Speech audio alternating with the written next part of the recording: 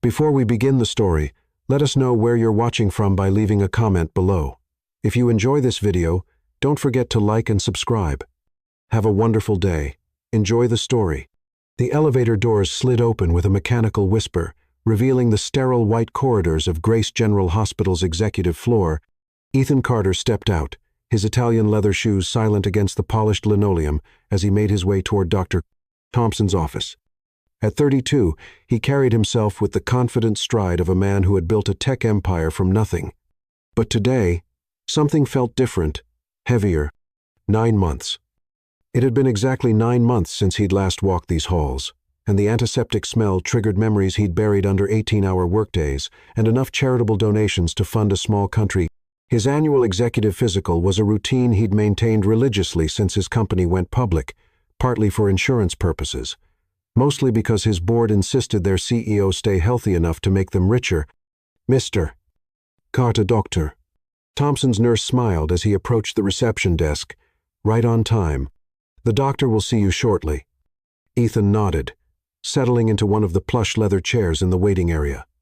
Through the floor-to-ceiling windows, Seattle's skyline stretched endlessly, raindrops racing down the glass like tears he refused to shed. He pulled out his phone, scrolling through emails about quarterly projections and merger negotiations, anything to keep his mind from wandering to thoughts of dark skin, gentle hands, and the way someone used to laugh at his terrible jokes. Mr. Carter. Doctor. Thompson appeared in the doorway, clipboard in hand. Let's get started. The physical proceeded with mechanical efficiency, blood pressure slightly elevated, heart rate normal. Though the doctor noted, Ethan looked tired. Weight lost. 15 pounds, not intentionally. Ethan answered the routine questions about sleep patterns, stress levels, and alcohol consumption with practiced deflection. He'd become an expert at avoiding conversations about anything that mattered. Everything looks good, doctor, Thompson concluded. As Ethan buttoned his shirt, though I'd recommend you consider talking to someone about stress management. Your cortisol levels are concerning for someone your age. Ethan was sliding his arms into his suit jacket when the hospital's intercom crackled to life with urgent static. Code Blue, maternity ward. We have an emergency need for B-negative blood. Any available B-negative donors, please report to the maternity ward immediately. Repeat, urgent need for B-negative blood in maternity. Doctor. Thompson glanced at Ethan's chart. You're B-negative, aren't you? Been donating since college, if I remember correctly. Ethan froze, one arm halfway through his jacket sleeve. B-negative, the rarest blood type, shared by less than 2% of the population. He'd been donating since his freshman year at Stanford, partly from a genuine desire to help, partly because it was one of the few ways his rare blood could be useful to someone. Mr. Carter? Yes, Ethan said slowly, pulling his jacket on completely. I'm B-negative. They really need you down there. Maternity emergencies. Doctor. Thompson shook his head. Time is everything. Without another word, Ethan was moving. He didn't think about why his feet carried him so quickly toward the elevator, didn't question the sudden urgency that made his chest tight. Someone needed help, someone with his blood type. It was simple math, simple human decency. The elevator ride to the maternity ward felt endless. Ethan watched the floor numbers climb. 12, 13, 14, 15. His reflection stared back at him from the polished steel doors. Dark hair slightly mussed from the examination, gray eyes that people often called calculating, but which his mother had once described as sad, a face that had graced the cover of Forbes twice, but never looked quite right to him in photographs. The maternity ward was chaos wrapped in controlled medical precision. Nurses moved with practiced urgency, their scrubs a rainbow of colors against the pale walls. Ethan approached the nurse's station, his presence immediately commanding attention in the way money and authority always did. I'm here about the B-negative donation, he said to the first nurse who noticed him. Thank God, she breathed, relief washing over her features. Room 302. They're prepping for an emergency C-section. Mother and babies are in distress. Babies, plural. Ethan felt something cold settle in his stomach, but he pushed it aside. Coincidences happened. B-negative blood was rare. He was simply being useful. He followed the nurse down a corridor that smelled of disinfectant and hope, past rooms where new families were beginning their stories and others where difficult endings were being written. Room 302 was at the end of the hall, its door partially open, revealing a controlled storm of medical activity. "Right through here," the nurse instructed, leading him toward what he assumed was a prep room for donation. "The patient is in active labor, but there are complications. We need to be ready for anything." Ethan nodded, rolling up his sleeve as they walked. He'd done this dozens of times before. Simple procedure: needle in, blood out, save a life, go home. Except they weren't heading to a donation room. They were heading directly into the delivery room. "I think there's been a mistake," Ethan started to say, but the nurse was already pushing through the door, and he found himself following her into the controlled chaos of an emergency delivery. The room was a symphony of medical equipment and urgent voices. Monitors beeped steadily, tracking vital signs that Ethan couldn't interpret. A team of doctors and nurses moved with practiced precision around the delivery bed, their focus laser-sharp on bringing new life safely into the world. And then Ethan saw her. Olivia Bennett lay in the center of it all, her dark skin glistening with perspiration, her hair pulled back in a surgical cap, her face contorted with pain and effort. Even in the midst of labor, even with her features twisted in agony, she was the most beautiful thing he'd ever seen. She was also supposed to be a memory, a chapter closed, a mistake he'd walked away from 9 months ago. 9 months. The math hit him like a physical blow. 9 months since that night. 9 months since he destroyed the best thing in his life because he was too much of a coward to admit he was terrified of being happy. 9 months since he told the woman he loved that she was getting too attached and that he'd never intended for their relationship to be serious. 9 months since she'd sat in his apartment, hand pressed to her stomach in a gesture he'd been too panicked to understand, trying to tell him something important while he was busy building walls and burning bridges. "Push, Olivia," the doctor was saying. "We're almost there. One more big push." Olivia's face was a mask of concentration and pain, her entire being focused on bringing her children, their children, into the world.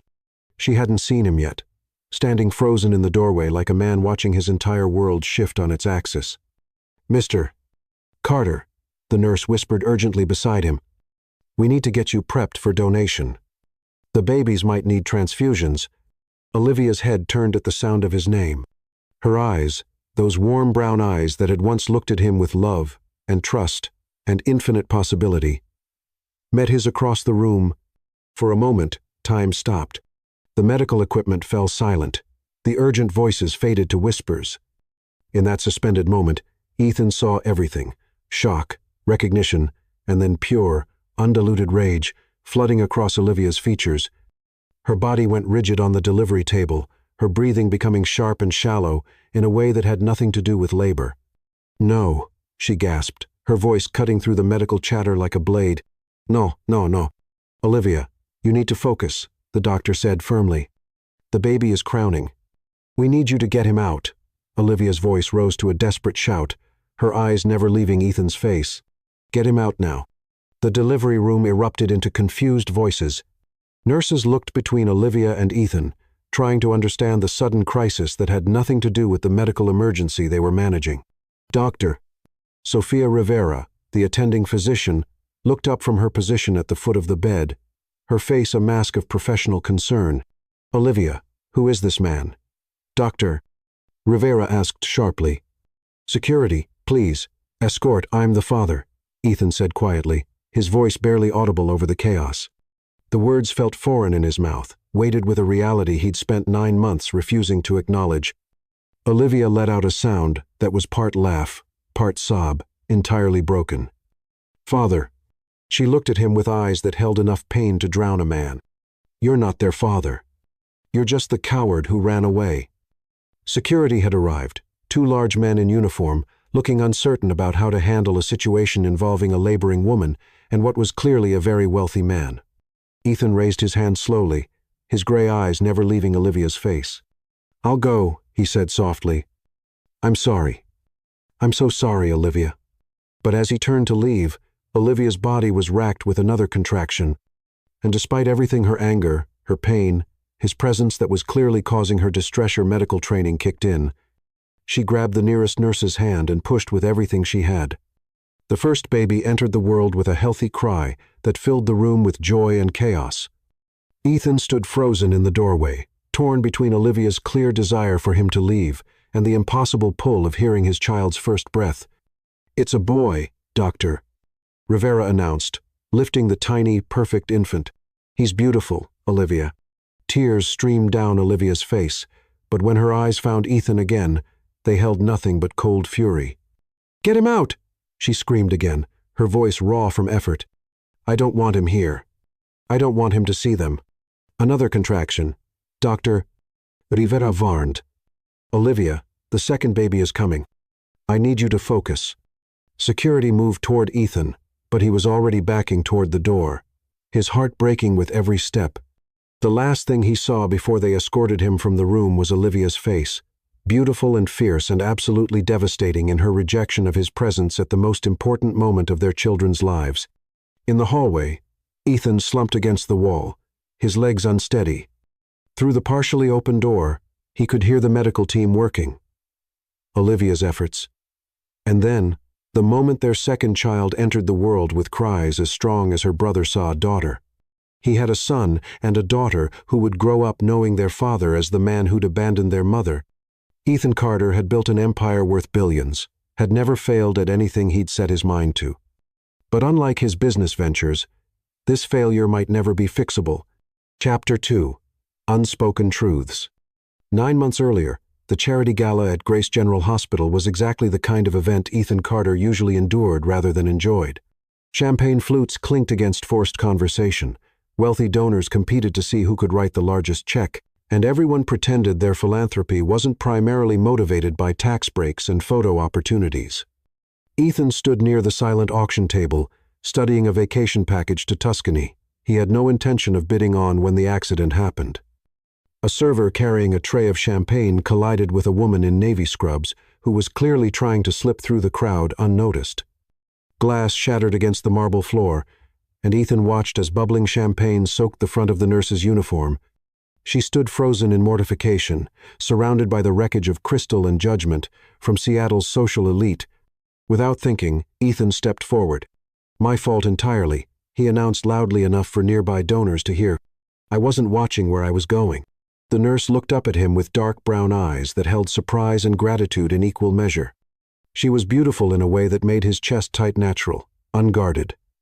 With skin the color of warm honey and hair pulled back in a practical bun that somehow made her cheekbones look sculpted.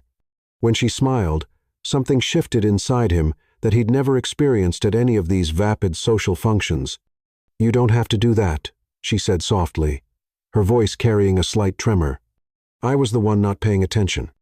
Olivia Bennett, she introduced herself, extending a hand that was steady despite the champagne dripping from her scrubs. "Pediatric nurse, 3rd floor." "Ethan Carter," he replied, taking her hand and feeling an electric shock of connection that had nothing to do with static electricity. "Professional party crasher." Apparently. Her laugh was genuine, musical, and completely at odds with the pretentious atmosphere surrounding them. "Are you really going to take the blame for my clumsiness?" "Absolutely.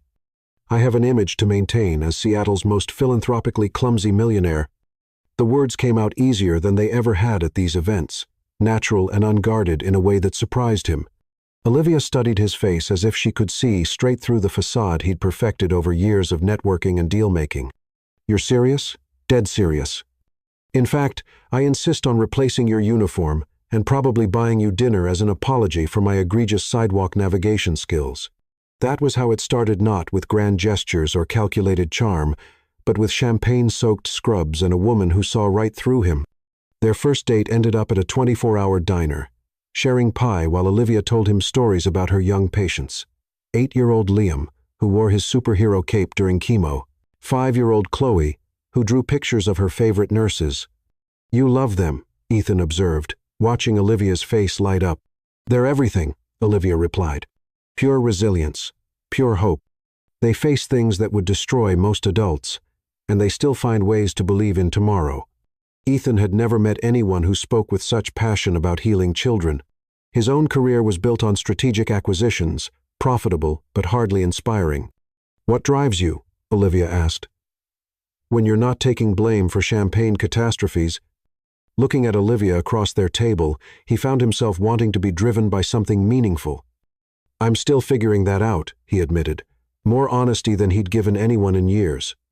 Their relationship developed with frightening intensity. Ethan began spending evenings at the hospital, not for publicity, but because Olivia's shift ended at 7, and he couldn't bear going to sleep without seeing her face. Olivia's tiny apartment felt more like home than his penthouse ever had. They made love like people who'd been starving.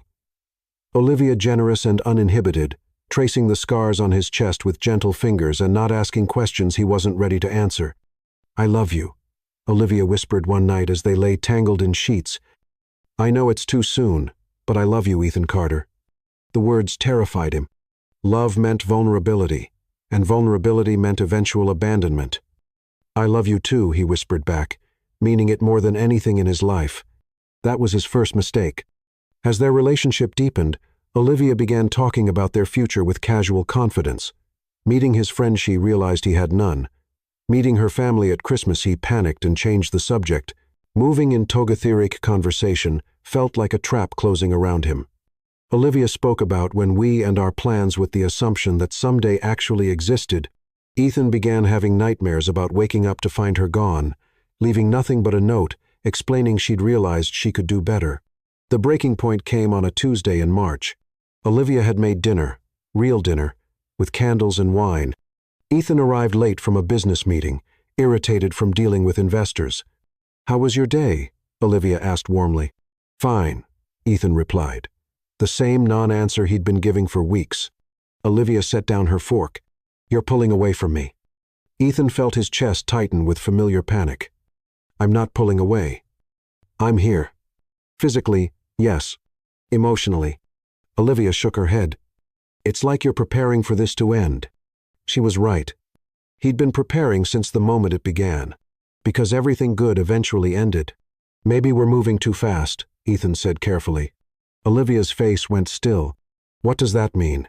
Maybe we should slow down. Think about what we really want. I know what I want, Olivia said quietly. I want you. I want us. I want to build something real. Her certainty terrified him more than any business negotiation ever had. Olivia, he started, but she held up her hand. Never mind. I have something to tell you, and maybe it will help clarify things. She took a deep breath. I'm pregnant, Ethan. We're going to have a baby. The words hit him like a physical blow. Pregnant.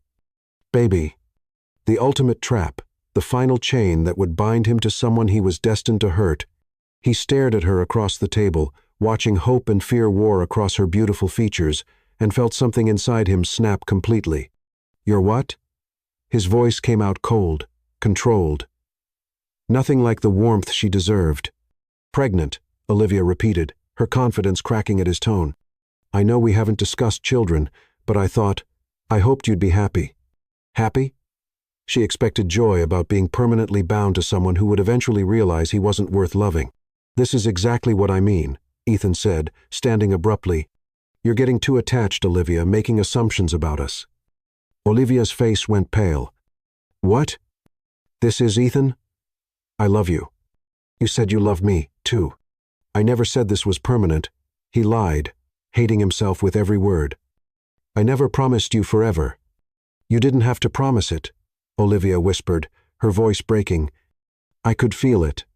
Every time you touched me, every time you looked at me like I was the only woman in the world. You read too much into things, Ethan cut her off, his voice deliberately cruel. I enjoy spending time with you, but that doesn't mean I want to play house and start a family. We're from different worlds, Olivia. This was never going to be permanent.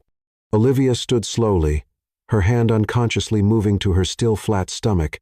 Different worlds, she repeated, as if testing the words for truth. You mean I'm not good enough for you? That's not what I said. It's what you meant. Olivia's eyes filled with tears, but her voice remained steady. I'm good enough to sleep with, good enough to spend time with when you're bored, but not good enough to build a life with. Don't make this harder than it needs to be, Ethan said, the phrase feeling like acid on his tongue. We both knew this wasn't serious. Olivia stared at him for a long moment, and he watched as hurt transformed into something harder, more protective. Get out, Olivia. Get out of my apartment. Get out of my life. And don't you dare come back here pretending you care when you've made it clear that you don't. Ethan left that night and never came back. He told himself it was better this way, cleaner. Olivia would realize she was better off without him, would find someone worthy of her love, and build the family she deserved with a man who wouldn't destroy everything he touched. What he didn't know was that Olivia had spent the next 3 months calling his office, leaving messages that were never returned. She tried to tell him about doctor's appointments and ultrasounds and the day they'd learned they were having twins. His assistant, following his explicit instructions to handle all personal matters, had informed Olivia that Mr. Carter was unavailable and would not be accepting any further contact. Present day. She tried to reach you, Rachel Bennett said, her voice sharp with accusation as she stood in the hospital waiting room. Olivia's older sister had arrived within an hour of the twins' birth, and she clearly held Ethan personally responsible for every minute of pain her sister had endured. I didn't know, Ethan said quietly, slumped in a plastic chair that had probably been designed by someone who'd never experienced real despair. You never thought she'd have something important to tell you. Like the fact that she was carrying your children. The words hit him like physical blows. She tried to tell me about the pregnancy multiple times. She called your office, sent letters to your company. Your assistant told her you weren't available for personal matters and that she should stop calling. Rachel's dark eyes, so similar to Olivia's but harder, more judgmental, bored into him. So she did. She stopped calling and decided to raise your children alone, rather than beg for attention from a man who'd made it clear she wasn't worth his time. Ethan closed his eyes, feeling the weight of his own stupidity crushing down on him. I didn't. No, he repeated, but the words felt inadequate even to his own ears. You didn't want to know, Rachel corrected. There's a difference. Through the window of the family waiting area, Ethan could see nurses moving efficiently through the hallways, carrying flowers and balloons to rooms where new families were celebrating the best day of their lives. Somewhere in this building, Olivia was recovering from giving birth to his children. Children she'd carried alone for 9 months while he'd convinced himself he was protecting her by staying away. What are their names? He asked quietly. Rachel studied his face for a long moment before answering. James Ethan and Ava Rose. She gave them your name as their middle name, even after everything you put her through. James Ethan. Ava Rose. His children had names, had taken their first breaths, had entered the world while he stood frozen in a doorway like a coward. Can I see them? Ethan asked. Though he already knew the answer from the way Rachel's expression hardened, Olivia was very clear about that. You're not to come near her or the babies. If you try, she'll call security. Ethan nodded, accepting the judgment he'd earned. Will you tell her something for me? I'm not your messenger service. Please, Ethan said, the words scraping his throat raw. Tell her I'm sorry. Tell her I know sorry isn't enough, but I need her to know that I never stopped. He stopped, unable to finish the sentence. Never stopped what? Loving her, Ethan whispered. I never stopped loving her. I was just too much of a coward to stay and prove it. Rachel's expression softened slightly, but her voice remained firm. Love isn't something you feel, Mr. Carter. It's something you do. And what you did was abandon my sister when she needed you most. With that devastating truth, Rachel walked away, leaving Ethan alone in the waiting room with the weight of his failures and the echoing cries of children he might never get to hold. Chapter 3. First rejection. The hospital confrontation. 3 days. Ethan had spent 3 days pacing the halls of his penthouse, staring at his phone, drafting and deleting text messages he'd never sent. 3 days of barely eating, not sleeping, and trying to process the reality that he was a father to twins he'd never held, children who bore his name but would grow up knowing him only as the man who'd abandoned their mother. The flowers had cost more than most people's cars, not because he thought money could fix what he'd broken, but because he didn't know how else to begin. 24 white roses, Olivia's favorites, though he doubted she'd remember that he'd ever paid attention to such details. The florist had wanted to include an elaborate arrangement with exotic blooms and gold accents. But Ethan had insisted on simplicity. Olivia had always been beautiful in her naturalness. She didn't need gilding. The card had taken him 47 attempts to write, 47 crumpled pieces of expensive stationery scattered across his marble floor like white flags of surrender. In the end, he'd settled on something pathetically simple. For James and Ava, please let me try to do better. Ethan. Grace General Hospital felt different during afternoon visiting hours. The controlled chaos of emergency medicine gave way to a gentler rhythm. Families coming and going. Grandparents meeting grandbabies for the first time. New fathers walking the halls with exhausted pride written across their faces. Ethan moved through this landscape of joy, feeling like an intruder, his expensive suit and guilty conscience marking him as someone who didn't belong in this world of natural happiness. Room 318. Olivia's room number had been surprisingly easy to obtain. A generous donation to the hospital's children's wing had made the nursing staff remarkably accommodating, not bribery exactly, but close enough to make Ethan hate himself a little more. He stood outside her door for a full 5 minutes, listening to the soft sounds from within. A television playing quietly, the rustle of bedsheets, and underneath it all, the tiny noises that could only come from newborns, his children, James and Ava. 2 lives he'd helped create, but had no right to claim. Taking a breath that felt like swallowing glass, Ethan knocked gently. "Come in," Olivia's voice called. Warm and tired, and completely unprepared for what was coming.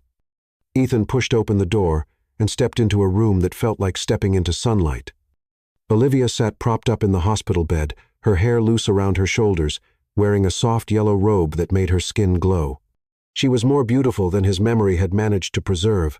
Motherhood had added something radiant to her features, a soft contentment that made his chest ache with longing. But it was the babies that stopped his heart completely. Olivia held one against her chest, skin-to-skin contact that spoke of maternal instinct and fierce protection. The baby, he couldn't tell if it was James or Ava from the doorway, was tiny and perfect, with dark hair and skin that was a beautiful blend of both parents. The second baby lay sleeping in a bassinet beside the bed, equally perfect, equally miraculous. For a moment, the 3 of them existed in a bubble of peaceful perfection. This was what he'd thrown away, the family he'd been too terrified to claim. Then Olivia looked up and saw him. The transformation was immediate and devastating. The soft contentment vanished from her face, replaced by something hard and protective and utterly closed off. Her arms tightened around the baby she held, and her entire body went rigid with tension. "What are you doing here?" Her voice was quiet, controlled, but Ethan could hear the edge of panic underneath. "I brought these for you," Ethan said lamely, holding up the flowers like they were a peace offering instead of a pathetic gesture. "For the babies." Olivia stared at the roses for a long moment, something like pain flickering across her features before the protective mask returned. "You remember that I like white roses." "I remember everything about you," Ethan said softly, taking a step closer. "Don't." Olivia's voice cracked like a whip. "Don't come closer, and don't stand there talking about remembering me. You remembered me enough to walk away." Ethan stopped, his hands tightening around the flower stems. "Olivia, I know I have no right to be here, but you're right. You don't have any right to be here." Olivia shifted the baby to her other arm, and Ethan caught a glimpse of a tiny face, perfect features relaxed in sleep. "You want to see your children? Fine, here they are." She gestured toward the bassinet with her free hand, then pulled back the blanket covering the baby. She held, "James and Ava Carter Bennett, take a good look, because it's the last time you'll see them without a court order." The names hit him like physical blows. Carter Bennett. She'd given them his name. Even after everything, even after he'd destroyed her trust and abandoned her when she was most vulnerable, she'd still wanted their children to carry part of him with them. "They're beautiful," Ethan whispered, his voice rough with emotion he couldn't contain. "They look like you. They look like themselves," Olivia corrected sharply, "and they're mine. I carried them for 9 months, while you decided whether or not you wanted to be a father. I went to every appointment alone, felt every kick alone, went through labor alone. These are my children." "Our children," Ethan said quietly, and immediately realized it was the wrong thing to say. Olivia's eyes flashed with fury. "Our children. You think because you contributed DNA 9 months ago, you get to claim ownership. You called me clingy, Ethan. You said I was getting too attached, like love was some kind of disease. Now you want to attach yourself to my children." The baby in her arms stirred at the sound of raised voices, making a small noise of distress. Olivia immediately softened her tone, cooing gently and rocking the infant back to sleep with practiced ease. The sight of her natural maternal instincts made Ethan's chest tighten with a mixture of awe and regret. "I was scared," Ethan said, his voice barely above a whisper. "I was terrified of being a father, of being responsible for someone else's happiness. I'd never had a family before, Olivia. I didn't know how to." "Scared." Olivia's laugh was bitter and sharp. "You think you were the only one who was scared? I was 28 years old, pregnant with twins, and the man I loved told me I was too attached to him. Do you think I wasn't terrified?" Ethan wanted to cross the room, to kneel beside her bed and beg for forgiveness, to explain about foster homes and abandonment and the bone-deep terror that came from loving someone too much. But the way Olivia held their child protective, defensive, like she was shielding the baby from his very presence, made it clear that explanations were 9 months too late. "I'm sorry," he said instead, the words feeling inadequate and hollow. "I know that doesn't fix anything, but I'm so sorry, Olivia. Sorry doesn't change the fact that I went through pregnancy alone. Sorry doesn't change the fact that I had to choose names by myself, that I had to feel them move and grow without anyone to share it with. Sorry doesn't change the fact that when I went into labor, I was terrified I might die, and they'd never know their father because you'd made it clear you didn't want to be found." Each word was a precisely aimed blow, and Ethan took them all because he deserved everyone. He'd earned her anger, her pain, her absolute right to protect their children from the man who'd already proven himself unreliable. "What can I do?" Ethan asked desperately. "How can I make this right?" Olivia stared at him for a long moment, and for just an instant, he saw something that might have been longing flicker across her features.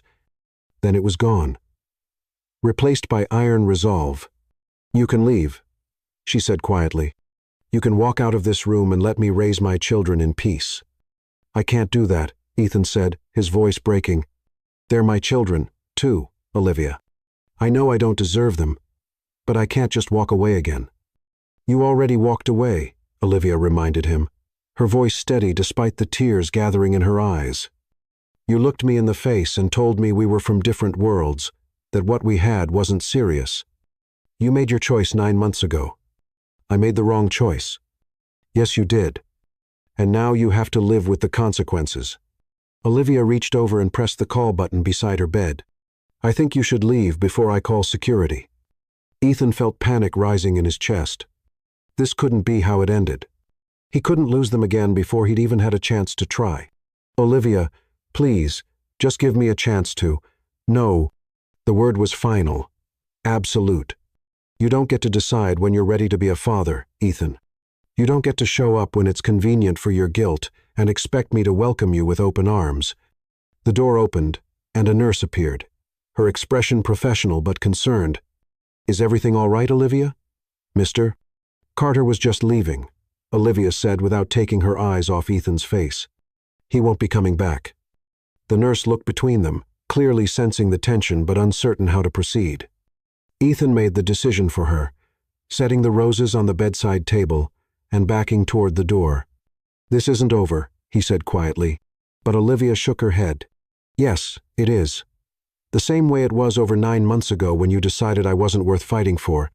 Her voice broke slightly on the last words, revealing the pain she was trying so hard to hide.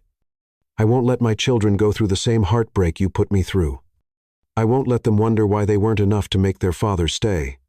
Ethan wanted to tell her that it had never been about her not being enough, that she'd been too much, too perfect, too good for someone as broken as him. But the words stuck in his throat because he knew they would sound like excuses. And Olivia deserved better than excuses. "I love you," he said instead, the words torn from somewhere deep in his chest. "I love you, and I love them. And I know I have no right to say that after what I did. But love isn't what you feel," Olivia interrupted, unconsciously echoing her sister's words from 3 days earlier. "Love is what you do, and what you did was abandon us." Security appeared in the doorway. 2 large men who looked like they'd rather be anywhere else than escorting a grieving father away from his newborn children. Ethan held up his hands in surrender. "I'll go," he said quietly. "But Olivia, This isn't over. I'm going to find a way to make this right. Olivia's hands shook as she adjusted the baby in her arms, but her voice remained steady. Don't contact me again, Ethan. If you want to see them, you can go through the courts. But I won't make it easy for you. I won't let you hurt them the way you hurt me. Ethan walked out of that hospital room, feeling like he was leaving pieces of his soul behind. In the elevator, surrounded by other visitors heading home to their own families, he finally understood the true cost of his cowardice. He'd lost more than Olivia's love. He'd lost the right to be a father to his own children. But as the elevator descended toward the parking garage, carrying him away from everything that mattered, Ethan made a decision that surprised him with its clarity. Olivia was right. Love wasn't what you felt. It was what you did. And for the first time in his life, Ethan Carter was going to fight for something that mattered more than money or success, or protecting himself from pain. He was going to fight for his family, even if it took everything he had. Chapter 4. Second Rejection. Legal Warfare. The law offices of Bradley, Klein, and Associates occupied 3 floors of downtown Seattle's most prestigious building. William Bradley handled only high-profile cases requiring discretion that could only be bought with obscene money. Ethan sat across from Bradley's mahogany desk, feeling every inch the desperate father he'd become. 2 weeks had passed since Olivia ordered him out of her hospital room. Paternity establishment is straightforward, Bradley said. We file the petition, request DNA testing, and within 60 days, you'll have legal recognition. From there, we pursue visitation rights, even joint custody. Joint custody? Ethan repeated. Half their lives, half their bedtime stories, half their Christmas mornings. Miss Bennett will contest it, Bradley continued. But you're financially stable, have no criminal record, and can provide advantages she simply can't match. Private schools, trust funds, opportunities she could never afford on a nurse's salary. The casual dismissal of Olivia's worth made Ethan's jaw tighten. This isn't about money, Mr. Carter. In family court, everything is about what's best for the children. A judge will have difficulty arguing that a struggling single mother can provide better opportunities than a man of your resources. What are my chances? Excellent. As long as you can demonstrate genuine interest, which your willingness to pursue legal action shows, I'd say better than 70% odds. Draft the papers, Ethan said, hating himself. Olivia stared at the legal documents spread across her kitchen table, the formal language seeming to leap off the pages like accusations. Petition for paternity determination and custody rights, motion for court-ordered visitation, request for genetic testing. Her one-bedroom apartment felt even smaller with her sister Rachel, pacing angrily across the worn carpet, baby Ava sleeping peacefully in her arms, while James dozed in his bouncer near the window. This was supposed to be their safe space, their sanctuary from the world and its complications. Now it felt invaded by legal terminology and the weight of Ethan's determination to insert himself into their carefully constructed life. He's actually doing it, Rachel said, her voice tight with fury. He's actually trying to take them away from you. Not take them, Olivia corrected wearily, though the distinction felt academic. The petition is for shared custody and visitation rights. He wants to be their father. 9 months too late. Olivia couldn't argue with that. 9 months of pregnancy, 2 weeks of newborn life, and countless moments when she'd wondered if their father would ever want to know them. Now, faced with legal action instead of genuine remorse, she felt something harden inside her chest that might never soften again. Susan Harper arrived 30 minutes later, her no-nonsense demeanor and budget briefcase, a stark contrast to whatever legal firepower Ethan had undoubtedly assembled. Legal aid attorneys didn't wear designer suits or charge fees that could feed a family for a year, but Susan had 20 years of experience fighting for women who couldn't afford better representation. I've reviewed the petition, Susan said without preamble, settling into Olivia's second-hand chair with the ease of someone accustomed to making do. Mr. Carter has strong legal counsel and significant financial resources. This isn't going to be a simple case. What are my chances of keeping them? Olivia asked, unconsciously echoing Ethan's question from Bradley's office. Honestly, if this goes to trial, it's going to be difficult. Fathers' rights advocates have been very successful in recent years, and judges are increasingly reluctant to deny paternity rights without evidence of abuse or neglect. Susan's expression softened slightly. You're a good mother, Olivia. But the court's primary concern is what's best for the children, and they'll look at things like financial stability, educational opportunities, and long-term advantages. So, money wins, Olivia said bitterly. Money helps, Susan corrected. But it's not everything. Mr. Carter abandoned you during your pregnancy. He made no effort to be involved until the children were already born. That pattern of behavior is something we can use. Olivia felt a spark of hope. How? We challenge his commitment. If he truly wanted to be a father, why didn't he respond when you tried to contact him? Why did he wait until after the birth to assert his rights? We paint a picture of a man who wants to play father when it's convenient, but has no real understanding of the daily responsibilities involved. It felt like preparing for war, which Olivia supposed was exactly what this was, a custody battle where her children would become pawns and their family's private pain would be dissected in a courtroom full of strangers. There's something else, Susan added carefully. Mr. Carter has significant resources, which means he can drag this out for months, possibly years. Legal aid can represent you, but our resources are limited if he wants to wear you down through extended litigation. The implication hung in the air like a threat. Ethan could afford to fight for as long as it took. Olivia was already struggling to balance work with caring for newborn twins. Adding months of legal battles would stretch her past her breaking point. I won't give up my children, Olivia said quietly, but with steel in her voice. I don't care how long it takes or how much money he has. They're mine. The King County Family Court building was a monument to bureaucratic efficiency. All concrete and fluorescent lighting designed to strip emotion from proceedings that were by their very nature deeply personal. Olivia sat at the defendant's table beside Susan, trying to project calm while her heart hammered against her ribs. Across the aisle, Ethan sat with his legal team, looking every inch the successful businessman in his perfectly tailored suit. This was the first time she'd seen him since the hospital, and the sight of him made her chest tight with memories she'd worked hard to bury. He'd lost weight, she noticed. His usually immaculate appearance showed signs of strain, shadows under his gray eyes, tension in his shoulders that spoke of sleepless nights. Good, she thought viciously. Let him suffer a fraction of what she'd endured. All rise for the Honorable Judge Margaret Lynn, the bailiff announced, and the courtroom rustled to attention. Judge Lynn was a slight woman in her 50s with intelligent eyes and graying hair pulled back in a practical bun. She settled behind the bench with the efficient movements of someone accustomed to making decisions that would forever alter people's lives. We are here for the matter of Carter versus Bennett regarding paternity determination and custody arrangements for minor children, James Ethan Carter Bennett and Ava Rose Carter Bennett. Judge Lynn's voice carried the weight of judicial authority. Mr. Bradley, you may proceed with your opening statement. Bradley rose with theatrical precision, every movement calculated for maximum impact. Your Honor, this case is fundamentally about a father's right to know and care for his children. Mr.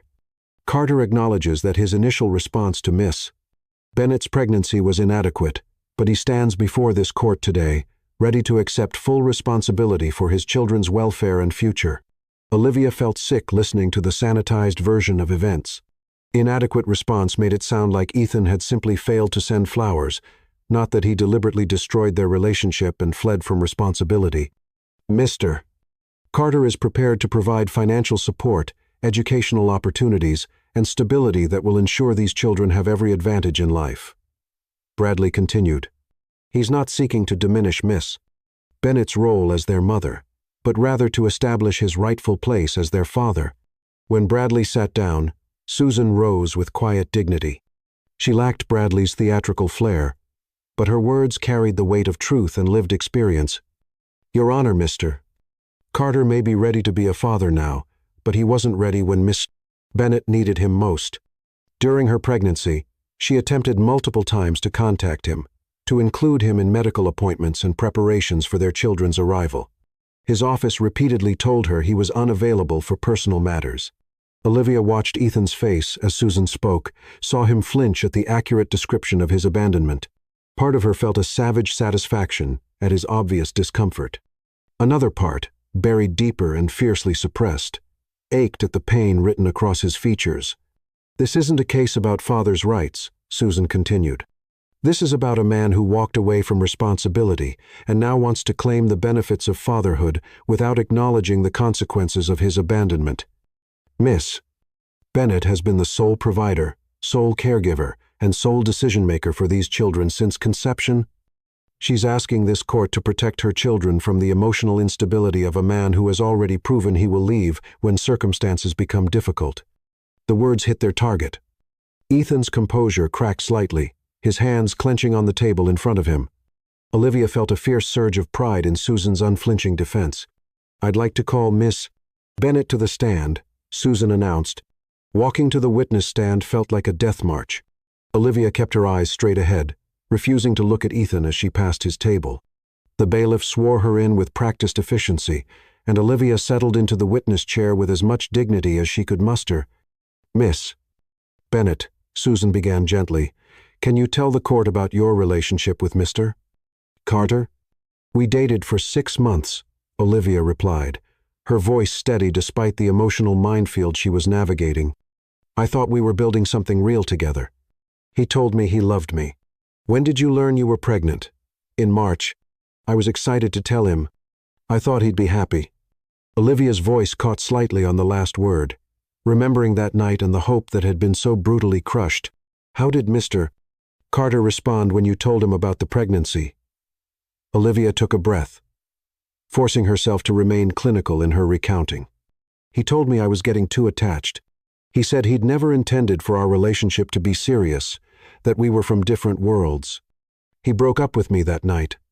"Did you attempt to contact him after that?" "Yes. Multiple times. I called his office, sent letters to his company. I wanted him to know about doctor's appointments, about the ultrasounds, about the day we learned we were having twins." Olivia's voice grew stronger as she spoke, fueled by righteous anger. "His assistant told me repeatedly that Mr. Carter was unavailable for personal matters and that I should stop calling. How did that make you feel?" Bradley rose immediately. "Objection. Your Honor, the witness's feelings are irrelevant to the legal determination of custody." Judge Lynn considered for a moment. "I'll allow it. The emotional impact of Mr. Carter's actions is relevant to assessing his fitness as a parent." Olivia looked directly at Ethan for the first time since entering the courtroom. His gray eyes were fixed on her face with an expression of such profound regret that she almost lost her composure. "It made me feel worthless," she said quietly, "like I was something to be discarded when I became inconvenient. I realized that the man I'd fallen in love with either never existed or was someone I'd never really known." Bradley's cross-examination was brutal but predictable. He painted Olivia as vindictive, as a woman keeping children from their father out of spite. He questioned her financial ability to provide for twins, suggested that her work schedule as a nurse would leave the children in daycare while Ethan could afford full-time nannies and the best private schools. Olivia answered each question with calm precision, refusing to be rattled by Bradley's obvious attempts to make her appear unstable or vindictive. But she could feel the courtroom's mood shifting, could sense that Bradley's arguments about financial advantages and opportunities were having their intended effect. When Ethan took the stand, Olivia braced herself for more sanitized explanations and carefully crafted remorse. Instead, she got something that surprised her: raw, unvarnished truth. "I was terrified," Ethan said in response to Bradley's question about his initial reaction to the pregnancy news. "I'd grown up in foster care, never had a real family. The idea of being responsible for someone else's happiness, of potentially failing children the way my own parents had failed me. I panicked. But you're ready now to accept that responsibility?" "I'm ready to try," Ethan corrected. "I can't promise I'll be perfect, but I can promise that I'll never abandon them again. They deserve better than what I gave Olivia, and I want the chance to prove that I can be the father they need." Susan's cross-examination was merciless. "Mr. Carter, you say you were terrified of being a father. Were you also terrified of being a boyfriend, a partner, a husband?" "Yes. But you entered into a relationship with Miss Bennett anyway, knowing you had these issues." Ethan's jaw tightened. "I thought I could handle it." "You thought you could handle it," Susan repeated. "But when it became real, when there were actual consequences to your relationship, you ran." "Yes. And now you want this court to believe that you're ready to handle the responsibilities of fatherhood." "I've been in therapy," Ethan said quietly. I'm working on my issues. For how long? Ethan hesitated. 6 weeks. 6 weeks of therapy to address a lifetime of abandonment issues, Susan said, her voice dripping with skepticism. Mr. Carter, if you couldn't commit to a relationship with the woman you claim to love, how can you commit to children who will need you every day for the next 18 years? The question hung in the air like an accusation. Ethan looked across the courtroom at Olivia, and she saw something break in his expression. I can't make any promises about forever, he said finally. But I can promise that I want to try. These are my children,